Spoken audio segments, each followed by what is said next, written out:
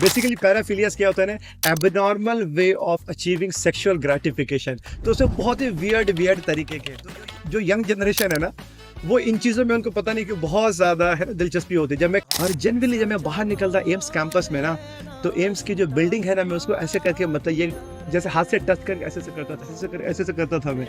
वो एक ये था, ये अट्रैक्शन था मेरा एम्स से। बता रहा हूँ बचपन में मेरा क्या सीन था, शाहरुख खान को देख अरे मुझे ये बनना है ऐसा। आज के टाइम पे हर बच्चों को पता होता है मोबाइल में ये खराबी हो गया तो कौन सा ऐप डालना है, ये खराबी हो गया तो कौन सा सॉफ्टवेयर डालना है। लेकिन किसी को ये नहीं पता लिवर खराब हुआ तो कौन सा खाना चाहिए, किडनी खराब हुआ तो क्या चाहिए, आंख के लिए क्या चाहिए। किसी को आपके अंदर के सॉफ्टवेयर का किसी को नहीं पता है, वो डॉक्टर्स को पता है। Rapid division is a scam. ठीक है, तो ये 8+6 का टारगेट रखो। आप इतना करोगे आपको 180 लाने से कोई नहीं रोक सकता। मुझे जून आने वाली है, सो उनको लेके सिर्फ 3 या 2-3 महीने रहेंगे। जून में एग्जाम देने वाला है, उनको कैसे प्रिपरेशन करनी है 3 महीने। तो गाइस आज हमारे साथ है doctor Nadeem sir. Sir welcome to my YouTube channel और थैंक यू सो मच मुझे इतना टाइम देने के लिए। सो आज हम बहुत ही क्विक डिस्कशन करेंगे सर के साथ, जो एफएमजी एस्पिरेंट है उनको लेकर कि उनको प्रैक्टिस कैसे करनी चाहिए, उनको अपना अप्रोच कैसा होना चाहिए, एग्जाम से रिलेटेड सारे क्वेश्चन का आंसर आपको मिल जाएंगे। बेसिकली सबका ऐसा क्वेश्चन होता है ज़्यादा, जो फर्स्ट ईयर में स्टूडेंट है ना, उनको पता ही नहीं होता कि उनको पढ़ना कैसे, लाइक कैसे पढ़ेंगे। सपोज कि सीनियर ने बोल दिया कि भाई तू ये कर, या फिर कोई बोल दे भाई तुम मजा करो कुछ पढ़ो मत, तो 3-4 साल तक उनको पता ही नहीं चलता कि पढ़ना कैसे। तो आप बता दो कि जो एफएमजी स्टूडेंट है जो फर्स्ट ईयर में अभी, सो उनको अभी से कैसे पढ़ना चाहिए। Okay fine, so first of all thank you so much for having me here. So first question है कि फर्स्ट ईयर के बच्चों को क्या करना चाहिए, राइट। फर्स्ट ऑफ ऑल बहुत एक्सप्लोर करना चाहिए, जहाँ पे भी आप हो बहुत एक्सप्लोर करो आप। 17 का एज है, 17, 18, 19 का हो, अभी अगर आपने मस्ती नहीं किया तो कुछ नहीं किया लाइफ में। जिंदगी भर आपको यही याद रहेंगे। First of all keep on exploring the things, keep on exploring the places, make good friends. Life में जो बेस्ट फ्रेंड्स होंगे आपके ना, वो फर्स्ट ईयर के होंगे। मेरे जो आज भी जो अच्छे दोस्त हैं ना, वो मेरे फर्स्ट ईयर के ही हैं। आज जो हम लोग की लाइफ में जो मोस्ट ऑफ द फ्रेंड्स होते हैं वो प्रोफेशनल होते हैं। Yep. ठीक है, तो फर्स्ट ईयर में सबसे पहले keep on exploring the things, keep on exploring the places, make beautiful friends, make good friends first of all. लेकिन साथ में बुक्स को साथ लेकर के चलिए। आज का जो वर्स्ट पार्ट जो मुझे दिखाई देता है ना, जो आज के जनरेशन में ना, they are not learning from books. ठीक है, जो आज के फर्स्ट ईयर के बच्चों को शायद नहीं पता होता, स्पेशली एफएमजी में, कि ग्रेज एनाटॉमी क्या है ना, या फिर फिजियोलॉजी के लिए गाइटन क्या है ना, या मतलब बायोकेमिस्ट्री के लिए। आज का जो शॉर्टकट जमाना, बेसिकली रील का जमाना जो है ना, तो सबको सिर्फ नोट्स चाहिए, हैंड रिटेन नोट्स, या जल्दी सर ये शॉर्टकट बता दो आप, काफ़ी है सर ऐसा। तो प्लीज़ मैं सारे फर्स्ट ईयर को सजेस्ट करूंगा, आपका जो टारगेट है सिर्फ एफएमजी एग्जाम पास करना नहीं है, आपका टारगेट है अच्छा डॉक्टर बनना। अपनी जर्नी स्टार्ट क्यों किया ये हमेशा दिमाग में रखना। तो उसके लिए यह है कि जितना अच्छा से अगर आप बुक्स को पढ़ोगे ना, उतनी अच्छी आपकी क्लैरिटी आएगी नॉलेज को। तो first year start learning from the books, ये हैबिट बनाओ। हम लोग के टाइम पे हर कुछ हम लोग बुक से करते थे, लिख लिख के पूरा एक दफा ना। आज के बच्चे नहीं करते हैं, वो नोट्स भी नहीं बनाते ज्यादातर। So please start learning from the books, step by step. बहुत स्लो प्रोसेस है, आराम से करिए, सब कुछ होगा। लेकिन आपका टारगेट होना चाहिए 4th ईयर तक आते आते तक 19 सब्जेक्ट्स पूरा फिनिश करो आप। 4th ईयर तक 19 subjects with the help of books and faculties पूरा फिनिश करो आप। उसका रीजन ये है ना कि अगर आप सोचेंगे बाद में कर लेंगे यार, बाद में कर लेंगे, बाद में कभी नहीं होता। 4th ईयर तक पहले जो है ना, फर्स्ट 4 ईयर्स तक जो है ना, अपना वो बनाइए। You have to build your concept, work on this subject. ठीक है, ये करेंगे आप सबसे पहले। उसके बाद 4th ईयर के बाद ना आपके पास में 1.5 साल का टाइम होता है। आपका टारगेट होना चाहिए 5th ईयर 6th ईयर में 2-3 बार रिवीजन हो जाए, फर्स्ट अटेम्प्ट में आप एफएमजी एग्जाम पास करो। And you have to keep a big target. जो नेगेटिव पॉइंट एफएमजीज में दिखता है ना, वो क्या, उनका मैक्सिमम टारगेट होता है एफएमजी पास कर लेंगे बहुत है। ये गलत कॉन्सेप्ट है, ये नहीं रखना आपको। ठीक है, तो फर्स्ट ईयर में आपको समझ में आ जाना चाहिए कि यूएसएमएलई क्या होता है, यूके प्लैब क्या होता है, ऑस्ट्रेलिया एग्जाम्स क्या होते हैं, या अगर आप इंडिया में सेटल होना चाहते हो तो आईएनआईसीटी क्या है, नीट पीजी क्या है, बड़े बड़े इंस्टीट्यूट्स क्या है। एम्स में जाना चाहिए, पीजीआई चंडीगढ़ में, जिपमर में, या बड़े बड़े जो भी मौलाना आजाद मेडिकल सेंटर अलीगढ़ है ना, बहुत सारे इंस्टीट्यूट है जो कि सेंट्रल है। आप इसका टारगेट रखोगे तब आपका जो है ना लेवल स्टार्टिंग से बहुत ज़्यादा ह्यूज रहेगा। ठीक है. So first year keep on exploring, make good friends and learn from the books and keep a big target. Thank you. ये आपने बहुत ही सही बात बोली, बिकॉज अभी तक हमारा भी ऐसा मैंने कभी बुक्स हमने पढ़ा नहीं, मोस्टली स्टूडेंट एफएमजी ऐसा होता है, मोस्टली किसी ने पढ़ा नहीं, कुछ होता है 10-20% वही पढ़ता है, क्योंकि फर्स्ट ईयर से हमको पता ही नहीं होता कैसे करना. उसी से रिलेटेड एक क्वेश्चन है कि सपोज हमारे जैसे स्टूडेंट्स जो अभी 3rd ईयर में है या फिर 4th ईयर में है, कि जिन्होंने अब तक कुछ भी पढ़ा नहीं है और अभी उनको स्टार्ट करना है एफएमजी के लिए पढ़ना, तो उनको कैसे करना चाहिए? जो अभी लोग अभी के टाइम में जो 3rd ईयर में 4th ईयर में है, अभी भी बिल्कुल सही टाइम है, देर आए दुरुस्त है, सही टाइम है. अभी स्टार्ट करो आप. अभी मतलब अभी भी even if you are in 3rd या 4th ईयर ऑल्सो ना, this is more than enough. बहुत सही टाइम है, अभी भी आप स्टार्ट करोगे. मैं आपको अभी भी कहूंगा, अभी भी बुक से स्टार्ट करिए आप. ठीक है. आप बोलोगे सर बुक से तो खत्म नहीं हो पाएगा, पूरा टाइम पे नहीं खत्म होगा. अभी आप 3rd year 4th year 5th year 3 साल है, 3 साल है. सब्जेक्ट जो आपका, एक तो कॉलेज की पढ़ाई चल रही, उसके साथ में आप रखिए ऐसा ना कि एक सब्जेक्ट का टारगेट रखो 1 महीना. जो subject first year second year में हो चुका है ना, उसका टारगेट रखो कि उसको आपको साथ में कॉम्पनसेट करना है. बुक्स उठाइए और साथ में हर एक सब्जेक्ट का टारगेट रखो. 1 महीना रखो, 1 महीने में नहीं है, 40 डेज रखो. यार अगर आप ऐसा रखो 1 साल में तो 12 सब्जेक्ट ऐसे खत्म हो जाएंगे आपके. आप 1 महीना नहीं रखो, 2 महीने रख लो, तब भी आप 2 साल में पूरे सब्जेक्ट अच्छे से फिनिश कर सकते हो. सो मिनिमम आप अभी भी टारगेट रखिए कि एक सब्जेक्ट मुझे 1 मंथ में फिनिश करना है, लेकिन आप उसको बुक से पढ़िए, लिख के पढ़िए. होता है क्या है ना, जैसे हम लोग के टाइम में तो क्या करते थे ना, कि जो सब्जेक्ट हमें समझ में नहीं आता था ना, तो हम लोग गूगल का यूज बहुत कम करते थे. तो टेबल्स डिक्शनरी होती थी हमारे पास, टेबल्स डिक्शनरी. उसमें भी मैं ओपन करके देखता था, अच्छा हाइपरट्रॉफी का मतलब ये है, एट्रोफी हाइपरप्लेशिया का मतलब ये है. जैसे होता है इंग्लिश टू हिंदी ट्रांसलेशन, इसी तरह से मेडिकल लैंग्वेज में हम कन्वर्ट करके पढ़ते थे. तो मैं आपको सजेस्ट करूंगा कि आप एक एक चीज जो आपको समझ में नहीं आ रहा ना, नोट्स में लिखो अपना सब कुछ. ये सब लिखने की हैबिट डालो. सबसे पहले रीड द बुक. समझ में नहीं आ रहा, फैकल्टी से पढ़िए. अपना नोट्स खुद बनाओ. दोस्त लोग कुछ करते होंगे आपके ऐसे ना, कि दूसरे का दोस्त ने नोट्स बनाया, आपने उसका नोट्स लेकर के पढ़ लिया. बहुत बड़ी गलती है ये.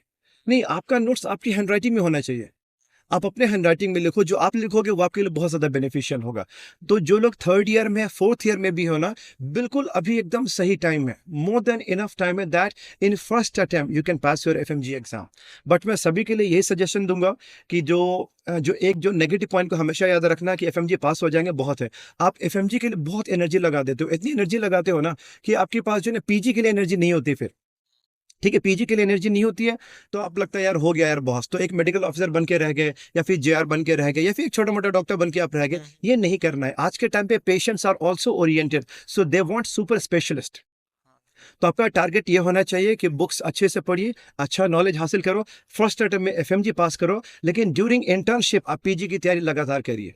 ठीक है. सो ये आपके फैमिली पे भी डिपेंड करता है, where you want to settle, India हो, यूएसए हो, यूके, लेकिन जहां पे भी हो ना, ड्यूरिंग इंटर्नशिप मतलब you shall 100% be able to 100% be able to prepare for PG, और अच्छे से कर लोगे आप.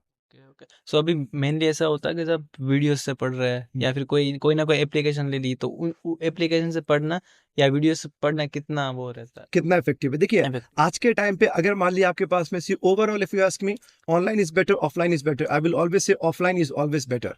ऑफलाइन में जैसे अभी हमारी क्लास चल रही है यहाँ पे, है ना, आप जबरदस्ती बैठे हो, वहां पे एक इन्वायरमेंट बना हुआ है, आपका मन नहीं भी है ना, तो दोस्तों को देख करके प्रेशर बना हुआ, you are sitting in the classroom.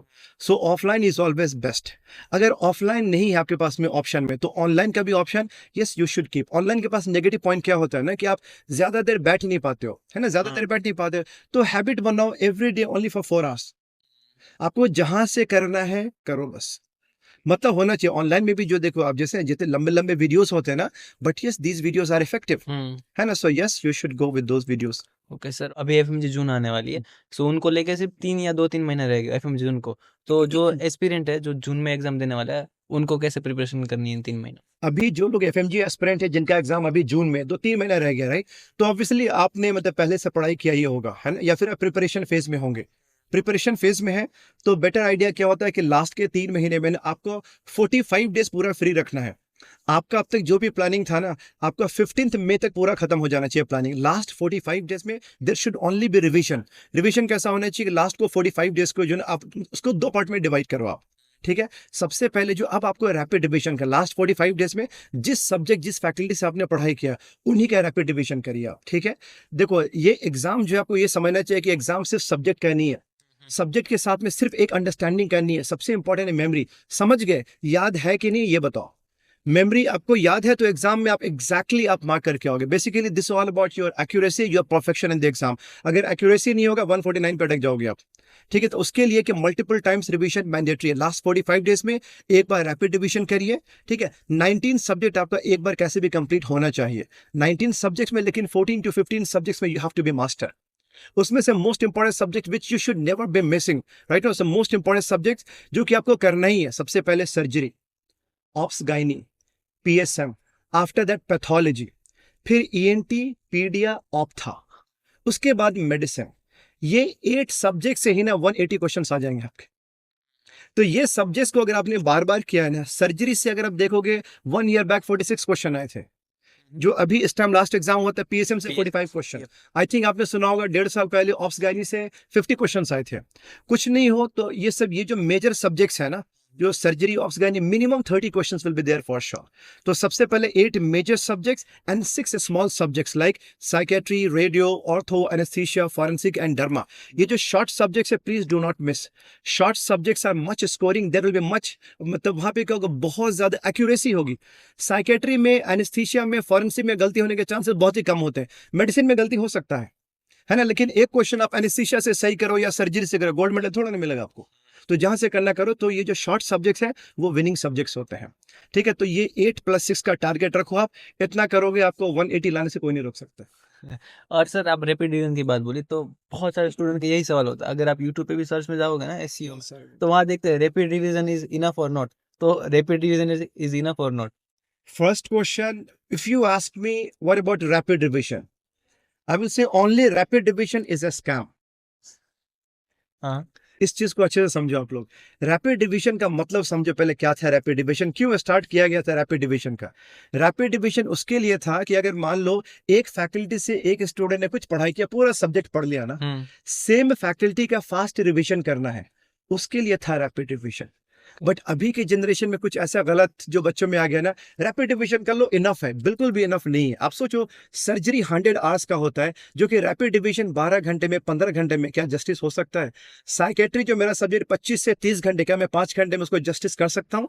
नहीं। जो फर्स्ट टाइम जो बिगनर्स होंगे ना, उनके लिए जस्टिस कभी नहीं होगा 5 आवर्स में। हाँ, लेकिन जिन्होंने मेरा सब्जेक्ट पहले कर रखा है मुझसे ही, अब वो मुझसे वो 5 आवर्स का रैपिड डिवीजन उनके लिए बहुत फायदेमंद होंगे। तो please remember, only rapid division no. First of all पूरा एक बार पढ़िए, उसके बाद रैपिड डिवीजन करिए। और जो लोग अभी जून एग्जाम लिखने वाले हैं ना, अभी से अगले 3 महीने में टारगेट होना चाहिए मॉक एग्जाम का, कम से कम 8 to 10 मॉक एग्जाम्स। जब तक मॉक एग्जाम आप नहीं लिखोगे, आपको पता नहीं चलेगा गलती कहां पे कर रहे हो आप। सेल्फ असेसमेंट के लिए लिखो आप। मॉक एग्जाम में ये भी याद रखना, 200 से ज्यादा नंबर आ रहा है तो डोंट गेट ओवर कॉन्फिडेंट। 140 आ रहा है, don't get under confident. Mock exam सिर्फ ये बताता है कि you are on the right track of preparation और नॉट। तो आखिरी के जो 3 महीने में फर्स्ट टाइम जो है आपको रिवीजन करना है, मॉक एग्जाम से लिखने हैं, और आखिरी का जो है ना, आखिरी का 10 दिन वो खाली रखना आपने। आखिरी के 10 दिन में पूरे सब्जेक्ट का रिवीजन एक बार और हो जाना चाहिए, क्योंकि एग्जाम में आपको वही याद रहेगा जो आपने अभी भी देखा, रिसेंटली देखा। 6 महीने पहले क्या देखा था ना, वो ज्यादा याद नहीं होगा आपको। अभी क्या देखा वो बताओ, सही है? सो भाई आंसर मिल गया आपको, रैपिड रिवीजन इनफ नहीं है। और सर अभी मेनली आप जहाँ भी हम रहते हैं हर जगह के ऐसा बोलते हैं डॉक्टर्स बहुत पैसे लेते हैं, डॉक्टर्स तो लूटते रहते हैं। तो क्या डॉक्टर्स बहुत पैसे लेते हैं या नहीं? ये सेंटेंस गलत है कि डॉक्टर लूटते हैं या डॉक्टर बहुत पैसा लेते हैं। आप समझो पहले, हर चीज की एक कीमत होती है, हर चीज की एक कीमत होती है। ठीक है, सबसे पहले आप जो डॉक्टर का जो प्रोफेशन आप देखेंगे ना, फर्स्ट ऑफ ऑल वो जो भी पेपर पे लिखते हैं ना, those words are playing with the life and death. वो जिंदगी और मौत का सवाल होता है, पहला। दूसरा, जो डॉक्टर बनने में जो आज आप देख रहे हो कि ये डॉक्टर बना हुआ है, लेकिन ये डॉक्टर बना कैसे, कितने साल इन लोगों ने लगा दिए हैं। कम से कम एक नॉर्मल डॉक्टर बनने के लिए ना 10 साल लगता है। ठीक है, तो सबसे पहले एक हार्ड वर्क है ना, जो हर चीज की कीमत जो होती है, मैं कीमत बता रहा हूं आपको, सबसे पहले हार्ड वर्क की एक कीमत होती है। ठीक है, 10 साल के बाद आप मतलब समझिए एक नॉर्मल डॉक्टर बन जाओगे। फिर स्पेशलाइजेशन है, सुपर स्पेशलाइजेशन है, फिर उसके बाद से जब आप बहुत सीनियर डॉक्टर बनते हो, वो करते करते आपका 45 निकल जाता है एज। 45 में आपका एक नाम बनता है, फिर आपके नाम पे जब पेशेंट आते हैं ना, आपको तो लगता है डॉक्टर साहब 2 पॉइंट लिख दिया हो गया भाई, 2 पॉइंट से आपकी जिंदगी बचने जा रही है। आप समझो कि कीमत किस चीज की है। आज के टाइम पे हर बच्चों को पता होता है मोबाइल में ये खराबी हो गया तो कौन सा ऐप डालना है, ये खराबी हो गया तो कौन सा सॉफ्टवेयर डालना है, लेकिन किसी को ये नहीं पता लिवर खराब हुआ तो कौन सा खाना चाहिए, किडनी खराब हुआ तो क्या चाहिए, आंख के लिए क्या चाहिए, किसी को आपके अंदर के सॉफ्टवेयर का किसी को नहीं पता है, वो डॉक्टर्स को पता है ना। तो आप ये समझो ना कि हर चीज का जो कीमत है ना, ये जो डॉक्टर जो भी लिखते हैं यहाँ पे ना, वो हर चीज में आपकी जिंदगी बचने जाती है। तो ये जो जिंदगी जो लाइफ का जो सवाल है ना, ये I will say this actually priceless. जो इंडिया में जो डॉक्टर्स का जो चार्ज है ना, आई विल से कि अगर if you compare other countries, ये बहुत ज्यादा नहीं है, ये बहुत ज्यादा नहीं है एक्चुअली। ठीक है ना। आप अगर कहते हो कि डॉक्टर का कंसल्टेशन चार्ज है जो भी 500 है या 1000 या 2000 है, आफ्टर द सर्जरी केसेस, अगर मैं बोलूं इंडिया में लिवर ट्रांसप्लांटेशन पूरी दुनिया में सबसे सस्ता है, only only up to 20 lakh India में। यूएसए में लिवर ट्रांसप्लांटेशन 1 करोड़ में होता है। ठीक है। तो आप ये समझिए कि इंडिया में जो भी है तो भी आपको समझिए फास्ट मैनेजमेंट मिलता है, फास्ट आपको समझो सेम टाइम पे ट्रीटमेंट मिल जाता है। दूसरे कंट्रीज में ना ये चीज मतलब आम जनता को भी समझने की जरूरत है ना, कि दूसरे कंट्रीज में बहुत सारे जो इमरजेंसी केसेस होते हैं वो टाइम पे समझिए सॉर्ट आउट नहीं होता है। वो आपको उसके लिए भी लाइन लगाने पड़ते, उसके लिए भी ये कैटेगरी, वो category, this category, that category. ठीक है। तो आप सडनली आपका ये बोलना है कि भाई डॉक्टर जो वो लूट रहे हैं, ये कर रहे हैं, वो कर रहे हैं, you have to compare other people also, other countries also. उसके बाद जो अगर आप देखोगे यहाँ पे ना, उसके बाद जो आप देखेंगे यहाँ पे the kind of work what you are getting in India, जो आपको काम मिलता है विद परफेक्शन, उसकी जब आप हर जगह से कंपेयर करेंगे आपको लगे ये तो बहुत ही सस्ता था, ये तो ठीक था।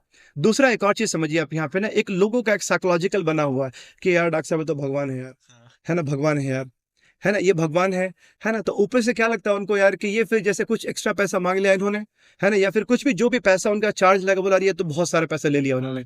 देखो आप एक चीज है, एक जैसे एक नॉर्मल अब वो किसी की जॉब लगती है गूगल पे, नासा पे, जो इंजीनियर होते हैं भाई उसका 1 करोड़ का पैकेज लगा, पूरा इंडिया ताली बजाता है नहीं। जो किसी दूसरे फील्ड को आप देखोगे ना, तो इंजीनियर है भाई, नासा में जॉब लगी है या फिर उसका फेसबुक पे हो गया, एप्पल पे लग गया, 1 करोड़ पैकेज है, 5 करोड़ पैकेज है, यू सेलिब्रेट दिस, आप इसको अचीवमेंट मानते हो। डॉक्टर्स के इतने हार्ड वर्क के बाद अगर उनका एक नॉर्मल सा कंसल्टेशन चार्ज होता है, या लिवर ट्रांसप्लांटेशन जो कि पूरा कंप्लीट होने के बाद you are going to get a new life, आपको ये समझ में नहीं आता। हर चीज में बिजनेस देखते हो, डॉक्टर ने इतना पैसा, चलिए ठीक है, जो भी इसका चाहता है 20 lakh in India, that's fine, but after that what a patient is going to get for the whole life.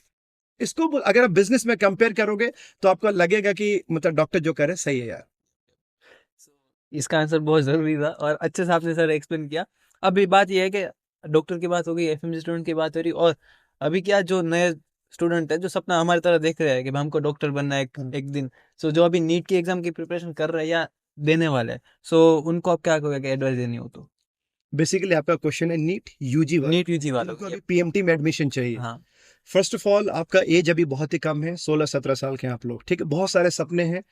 तो सबसे पहले कि दुनिया को देख करके मत आगे बढ़ो, किसी को देख करके नहीं मुझे यही बनना, मुझे वही बनना, नहीं, ये गलती नहीं करना है। 20 लाख बच्चे पीएमटी एग्जाम लिखते हैं, सिलेक्शन इंडिया में कितने का होता है? सिर्फ 1,15,000, गवर्नमेंट सीट्स ओनली 40,000 है ना।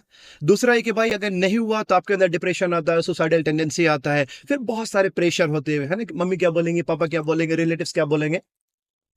सबसे पहले तो आप अपने आप को समझो, क्या आप सच में डॉक्टर के लिए, सच में आपके अंदर डॉक्टर वाली कुछ ऐसी क्वालिटी, या फिर सच में आपको जो व्हाइट कोट देख करके नशा सा चढ़ा रहा है मुझे यही बनना है। जिस दिन आपको ये लगे ना, देखो ऐसा था ना, मैं आपको बता रहा हूँ बचपन में मेरा क्या सीन था, शाहरुख खान को देख, अरे मुझे ये बनना है ऐसा। जब ये वाली फीलिंग आने लगे ना, शाहरुख खान, है ना, या कुछ भी ऐसा, कोई भी एक्टर, हाँ। है ना, बेसिकली मैं ये कह रहा हूँ अगर आपका अट्रैक्शन है, लेकिन इसके साथ में मेरा अट्रैक्शन ये जो है ना, नीडल्स है, इंजेक्शन है, डॉक्टर्स वाला, ये जो एक डॉक्टर्स में जो ऑरा होता है ना, ये ऑरा से भी मुझे बहुत अट्रैक्शन था बचपन से। मैं आपको बताऊं, जब मैं आकाश में था 1 साल मैंने कोचिंग किया था दिल्ली में, तो मैं संडे को एम्स जाता था, एम्स वही पास में, एक बस स्टेशन लेके 2 रुपए का टिकट था बस का, एम्स जाता था संडे में लंच करने के लिए।